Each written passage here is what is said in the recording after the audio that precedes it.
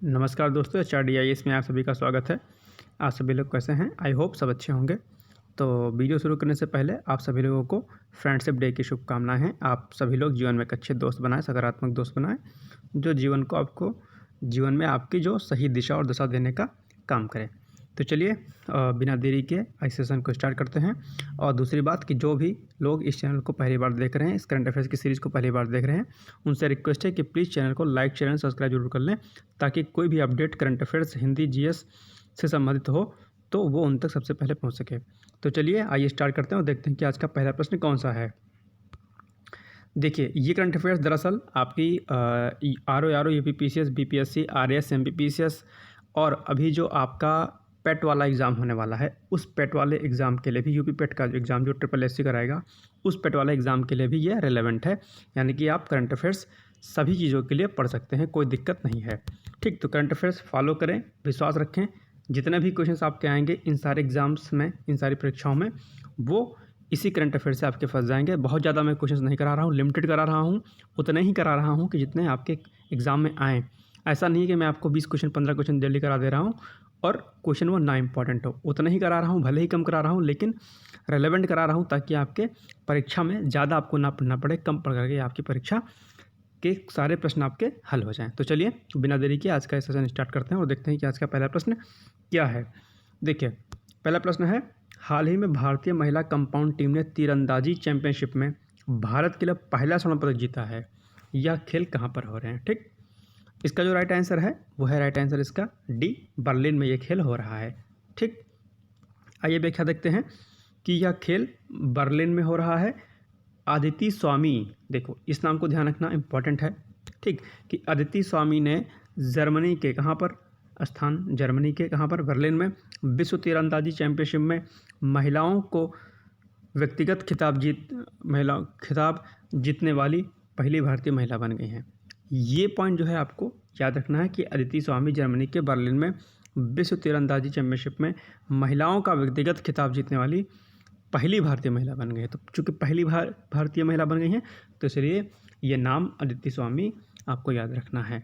ठीक, और खेल कहाँ पे हो रहा है? बर्लिन में हो रहा है। कहाँ के? जर्मनी के बर्लिन में। चलिए दूसरा प्रश्न देखते हैं, भी व्याख्या एक और पॉइंट देखते हैं कि अदिति ने कंपाउंड स्पर्धा के फाइनल में मैक्सिको की एंड्रिया बेसेरा को पराजित कर। तो अब दरअसल ना ये प्रश्न भी आपसे पूछ सकता है कि किसको हराया था उन्होंने? तो मैक्सिको की एंड्रिया बेसेरा को हराया था। ठीक, और इनको हरा करके स्वर्ण पदक अपने नाम किया। चलिए नेक्स्ट पॉइंट देखते हैं, पुरुषों में भी क्या हुआ था कि तो वहीं दूसरी ओर पुरुषों की व्यक्तिगत कंपाउंड स्पर्धा में भारत के ओजस देओतले ने पोलैंड लुकास को हराकर, किसको हराकर? पोलैंड लुकास को हरा करके स्वर्ण पदक जीत लिया। तो पुरुष वाला भी आपको याद रखना है। ठीक, दूसरा प्रश्न देखते हैं कि डूरंड कप के 132वें संस्करण कौन सा है? ये 132वां, ध्यान रखना। डूरंड कप के 132वें संस्करण का आयोजन निम्नलिखित में से कहाँ पर हो रहा है? ऑप्शन नंबर इसका क्या है? राइट, डी है, यानी कि असम में हो रहा है डूरंड कप। ठीक, व्याख्या देखते हैं कि डूरंड कप का 132वां संस्करण का आयोजन 5 अगस्त, डेट याद रखना, 5 अगस्त 2023 को असम के कोकराझार में शुरू हुआ। ठीक, ये स्थान और ये डेट और ये संस्करण किसका? डूरंड कप का, ये आपको याद रखने हैं। ठीक है, इस टूर्नामेंट का आयोजन किसके द्वारा किया जाता है? सशस्त्र बलों द्वारा किया जाता है और इसे असम सरकार का समर्थन प्राप्त है। ठीक, चलिए प्रश्न नंबर 3 देखते हैं कि RISC-V परियोजना, ठीक, इंपॉर्टेंट है, ध्यान रखिएगा, की शुरुआत कब हुई थी? तो इसका जो राइट आंसर है ए, 2010 में। व्याख्या देखते हैं इसकी। व्याख्या, RISC-V में क्या है? इसका फुल फॉर्म जैसे इसका हम इसको एक्सप्लेन करेंगे कि ये क्या है। तो RISC-V में RISC का अर्थ क्या है? Reduced instruction set computer. क्या? Reduce instruction set computer. और जो V है इसका अर्थ क्या है?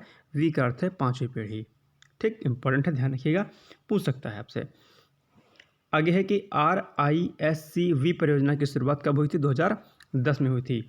RISC-V ISA उदार मानक सहभागिता के माध्यम से नवाचार प्रोसेसर के नए युग को सक्षम बनाता है। इसका उद्देश्य ढांचे के लिए ऐसे नए मुक्त स्तरीय एक्सटेंसिबल सॉफ्टवेयर और हार्डवेयर उपलब्ध कराना है जो आगामी 50 वर्षों तक कंप्यूटर पर डिज़ाइन तैयार करने और नवाचार में यानी कि नए इनोवेशंस में सहयोगी हो, हेल्पफुल हो। तो ये एक तरीके से बहुत अच्छा प्रोग्राम है। ये इस परियोजना की शुरुआत हुई है और अभी क्या कहते हैं, इसका एक वर्कशॉप भी हुआ था। चलिए क्वेश्चन नंबर 4 देखते हैं। इंपॉर्टेंट है कि पीएम स्वनिधि योजना, हालांकि पुरानी योजना है लेकिन इम्पॉर्टेंट है। तो पीएम स्वनिधि योजना का संबंध किससे है?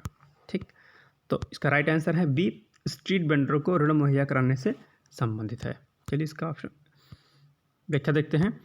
पीएम स्वनिधि योजना की शुरुआत 1 जून 2020 को की गई थी, लॉकडाउन पीरियड में।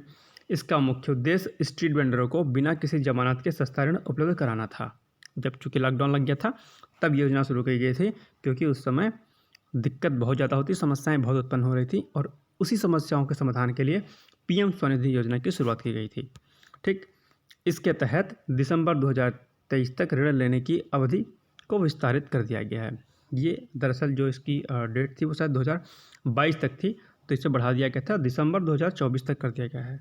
यह पूर्णतः कहाँ क्या है, कौन सी योजना है? केंद्रीकृत परियोजना है, यानी कि सेंट्रल गवर्नमेंट की यह परियोजना थी आपकी। चलिए प्रश्न नंबर 5 देखते हैं। हाल ही में गुजरात में ग्रीनफील्ड हवाई अड्डे का उद्घाटन किया गया है, यह कहाँ पर स्थित है? चलिए इसका जो राइट आंसर है वो है सी, राजकोट हीरासर।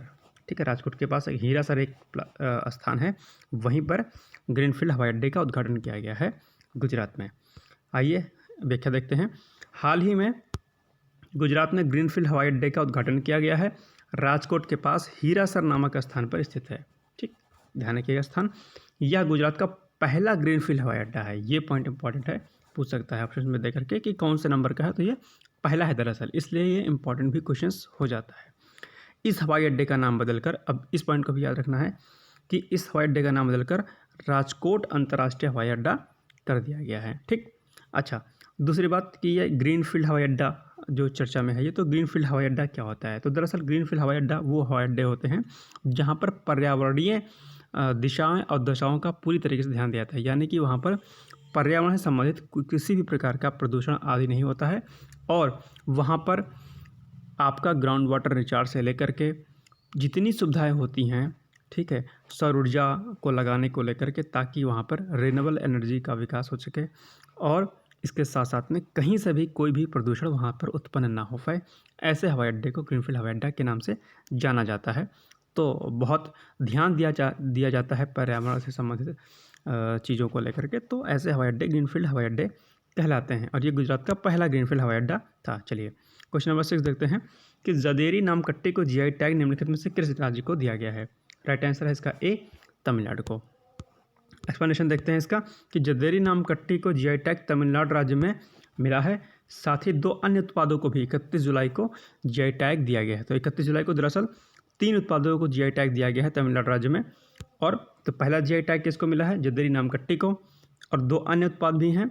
वो कौन कौन से हैं? वो हैं कन्याकुमारी मेटाकेला और चेदीबुट्टा साड़ी है। ये 2 उत्पाद ऐसे हैं जिनको क्या कहते हैं, जीआई टैग दिया गया है।